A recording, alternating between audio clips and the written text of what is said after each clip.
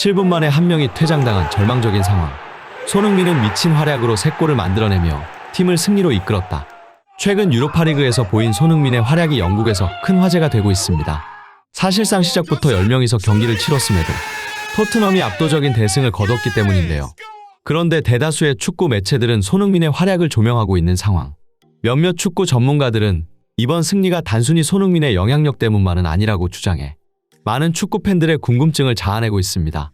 대체 왜 이러한 반응이 나오고 있는 것인지 영국 현지에서 전해지는 자세한 소식, 발빠른 뉴스에서 지금 바로 알아보겠습니다. 토트넘이 2시즌 만에 다시 나서는 유럽 대항전 첫 경기. 상대는 카라박으로 변방 리그의 팀이라는 이미지가 강하지만 실제로는 지난 시즌 유로파리그 준우승팀입니다.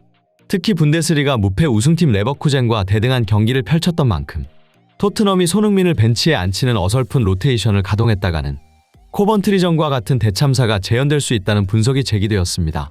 이러한 여론을 의식한 포스테코글루 감독은 3일 뒤에 맨유 원정이 있음에도 손흥민을 선발로 출전시켰습니다. 앞으로 유로파리그 일정상 토트넘은 이번 홈경기에서 반드시 승리가 절실했기 때문인데요. 경기가 시작되자 손흥민은 초반부터 측면에서 위협적인 모습을 보였습니다. 날카로운 돌파로 상대 수비진을 흔들었고 정교한 패스를 통해 토트넘 공격의 핵심 역할을 했는데요. 이에 카라박 수비진은 손흥민을 막는데 상당한 어려움을 겪었으며 최소 한 명의 마크맨은 기본, 때로는 2명 이상의 협력 수비로 대응해야만 했습니다. 하지만 토트넘에게는 예상치 못한 위기가 일찍 찾아왔는데 포스테코글루 감독의 특유의 전술, 즉 최후방 2명을 제외한 전원이 공격에 가담하는 전술은 이번 경기처럼 경험이 부족한 선수들이 다수 출전한 상황에서는 제대로 작동하지 않았기 때문인데요. 전반 7분, 전진에 있던 반더벤이 후방의 드라구신에게 패스를 보냈지만 드라구신의 볼 처리가 깔끔하지 못했습니다. 이 실수는 곧바로 치명적인 실점 기회로 이어졌는데 결국 드라구신은 돌파를 저지하기 위해 어쩔 수 없이 반칙을 범했고 심판은 이를 결정적인 득점 기회를 끄는 것으로 판단해 즉시 퇴장 명령을 내렸습니다.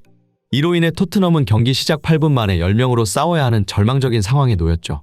이에 토트넘은 공격형 미드필더인 베리바를 벤치로 불러들이고 풀백 우도기를 투입해 수비를 강화했습니다. 하지만 전술 자체에는 큰 변화가 없었고 여전히 대부분의 선수들이 전진 배치된 공격 전술을 유지했습니다. 이러한 전술적 약점은 토트넘이 여러 차례 실점 위기에 처하게 된 원인이 되었는데요. 후방에서 뒷공간이 지속적으로 노출되었고 카라박은 이 약점을 노리며 슈팅 기회를 포착했습니다. 심지어 빌드업 과정에서도 비슷한 실수가 반복되며 위험한 상황이 발생했습니다. 특히 벤 데이비스의 백패스는 그대로 상대의 뒷공간 침투로 이어졌으나 전진에 있던 비카리오 키퍼의 빠른 판단 덕분에 위기를 가까스로 모면할 수 있었습니다. 이처럼 양팀 간 전력 차이가 있음에도 한 명이 퇴장당한 상황은 토트넘에게 매우 힘든 경기를 만들어갔는데요. 이런 상황 속에서 토트넘은 결국 손흥민에게 의존할 수밖에 없었습니다. 손흥민은 기대에 부응하듯 수비 지역에서 볼을 탈취한 후 특유의 스피드를 살려 빠르게 역습을 전개했습니다. 이 역습은 토트넘의 희망이 되었고 손흥민의 패스로 연결된 공격진이 유효 슈팅을 만들어내며 경기의 흐름을 바꾸는 중요한 순간이 되었습니다. 그 결과 토트넘은 선제골에 성공합니다. 손흥민의 강한 전방 압박에 당황한 카라박 수비진이 볼을 흘렸고 이를 받은 솔랑키가 브레넌 존슨에게 패스를 연결해 깔끔한 마무리로 골을 기록한 것이었죠. 토트넘이 한 점 앞서 나가긴 했지만 경기는 여전히 쉽지 않았습니다. 후반에도 토트넘은 카라박의 빠른 역습에 고전했고 이 과정에서 수비를 하던 비수마의 실책으로 페널티킥을 내주고 마는데요. 다행히 카라박의 키커가 공을 관중석으로 날리며 토트넘은 또 한 번 위기를 넘길 수 있었습니다. 전반전 다양한 포지션에서 활약했던 손흥민은 후반전에는 공격에 더욱 집중하는 모습을 보였는데 이는 토트넘이 순식간에 2골을 더 추가하며 점수 차를 벌리는 결과를 만들었습니다. 이날 손흥민은 공간이 열리면 주저없이 중거리 슈팅을 시도했습니다. 또한 돌파와 패스는 물론 위협적인 슈팅마저 막기 힘들었기 때문에 카라박으로선 그를 가만히 둘 수 없었는데요. 그리고 토트넘이 역습 기회를 잡을 때마다 그 중심에는 언제나 손흥민이 있었습니다. 팀의 후방 깊숙한 곳부터 홀로 공을 전진시키던 손흥민에게 무려 4-5명의 수비가 붙을 정도였죠. 그럼에도 손흥민은 여러 차례 돌파와 정확한 패스를 성공시키며 지속적으로 기회를 만들어냈습니다. 다만 솔랑키의 마무리가 아쉬워 추가 득점으로 연결되지는 않았는데요. 하지만 이처럼 카라박이 손흥민을 막는데 집중하던 사이 계속해서 공간이 열렸고 이 틈을 놓치지 않은 토트넘은 파페사르의 추가 득점이 승리의 쐐기를 박았습니다. 이를 지켜보던 중계진들은 손흥민에 대한 찬사를 아끼지 않았습니다. 그들은 정말 믿기 힘든 플레이라며 손흥민이 볼을 잡을 때마다 카라박 수비진이 흔들리고 있다고 강조했습니다. 특히 중원에 내려와 수비를 도우면서도 공격 전개가 필요할 때는 누구보다 빠르게 전방으로 달려나가는 손흥민의 플레이는 그야말로 완벽한데, 상대 수비 여러 명이 달려들어도 침착하게 공을 처리하며 기회를 창출해내고 있다고 평가했습니다. 그런데 손흥민의 활약은 여기서 끝나지 않았습니다. 공간이 열리자 그는 주저없이 다시 한번 중거리 슈팅을 시도했는데 이 슈팅은 매우 위협적이었습니다. 카라박 키퍼는 공을 막으려 했지만 제대로 처리하지 못했고 결국 공을 놓치고 말았습니다. 이때 재빠르게 움직인 솔랑키가 흘러나온 공을 가볍게 마무리하며 토트넘은 3대0으로 승리했습니다. 이에 중계진들은 손흥민의 강력한 슈팅이 카라박 수비진을 다시 한번 흔들었고, 그의 공격적인 플레이가 상대의 작은 실수도 놓치지 않는 날카로운 모습을 보여주었다고 평가했습니다. 또한 이러한 손흥민의 영향력 덕분에 토트넘은 수적 열세를 극복할 수 있었다며, 이번 경기 손흥민은 단순한 공격수가 아닌 팀 전체를 조율하는 전술적 유연성을 보여주었다고 평가했습니다. 한편 경기 종료 후 영국 매체들도 이번 경기에 큰 주목을 했습니다. 전반 7분 만에 한 명이 퇴장당한 상황에서도 토트넘이 3대0이라는 믿기 힘든 결과를 만들어냈기 때문인데요.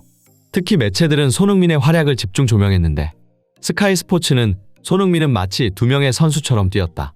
수적 열세에도 불구하고 그가 중원을 장악하고 공격을 주도한 덕에 토트넘은 위기에서 승리로 나아갈 수 있었다고 평가했습니다. BBC 스포츠는 손흥민이 토트넘의 엔진 역할을 했다. 그가 없었다면 오늘의 결과는 완전히 달라졌을 것이다라며 그의 경기 전반적인 영향력을 강조했습니다. 가디언은 손흥민의 전방 압박과 중거리 슈팅은 상대를 흔들기에 충분했다. 그의 헌신적인 플레이는 토트넘이 승리할 수 있는 가장 큰 원동력이었다고 분석했습니다. 하지만 일부 전문가들의 의견은 다소 달랐는데요. 그들은 토트넘이 카라바흐를 상대로 대승을 거둔 것이 단순히 손흥민의 활약 때문만은 아니라고 평가했습니다. 토트넘의 전술에는 구조적으로 여러 취약점이 있었고, 이로 인해 경기 중 계속해서 약점이 노출되었다는 것입니다. 특히 수적 열세 상황에서도 포스테코글루 감독의 전방 압박 전술을 고수한 탓에 퇴장 위기나 페널티킥을 허용하는 등 여러 차례 결정적인 실점 위기를 맞이했지만, 다행히 비카리오의 선방과 카라박 공격수들의 실수 덕에 큰 위기는 넘길 수 있었다는 것이죠. 전문가들은 경기 내용 자체가 형편없었다는 점에 주목했습니다. 그들의 평가는 이 경기가 사실상 패배에 가까웠으며 카라바흐 선수들이 결정적인 기회를 날려버린 것이 주된 원인이라고 평가했습니다. 무엇보다 손흥민이 아니었다면 포스텍의 전술이 유지될 수 없었을 것이라는 분석도 나왔습니다.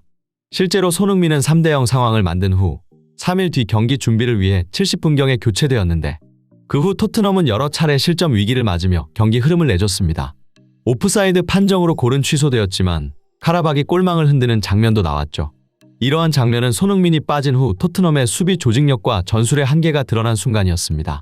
결국 전문가들은 토트넘이 승리했음에도 전술적 완성도와 경기 내용 면에서 큰 과제가 남아있다고 평가했습니다. 이 소식을 접한 축구 팬들은 전문가들의 의견에 공감하면서 결국 손흥민이 없는 토트넘은 2부 리그 수준에 불과하다는 반응을 보여 또 다른 팬들의 격한 공감을 얻었습니다. 이상 발빠른 뉴스였습니다. 구독과 좋아요는 영상 제작에 큰 힘이 됩니다. 시청해주셔서 감사합니다.